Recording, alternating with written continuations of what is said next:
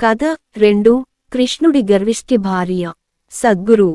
కృష్ణుడి రెండో భార్య సత్యభామ చాలా గర్విష్టి. అందరికంటే తానే అందమైనదాన్నని, ఇంకా ధనవంతురాలునని అనుకునేది. ఎందుకంటే ఆమె తండ్రి అత్యంత ధనవంతుడు. అందువల్ల ఆమె దగ్గర కావలసినంత ధనము, అన్ని రకాల రత్నాభరణాలు ఉన్నాయి. అహంకారం ఆమెకున్న సమస్యలలో ఒకటి. ఒకసారి శ్రీకృష్ణుని పుట్టినరోజున ఆమె తాను కృష్ణుడిని ఎంతగా ప్రేమిస్తుందో అందరికీ ప్రదర్శించాలని అనుకుంది. అందుకు కృష్ణుని బరువుకు సమానమైన బంగారాన్ని పట్టణవాసులందరికీ పంచిపెట్టాలనుకుంది. దీన్ని తులాభారం అంటారు. సాధారణంగా ఇది ఆలయాల్లో జరుగుతుంది. తూనిక త్రాసులో తమ బరువుతో సమానమైన వెన్న, నెయ్యి లేదా బియ్యాన్ని తూచి వాటిని ఊరు ప్రజలకి పంచిపెడతారు.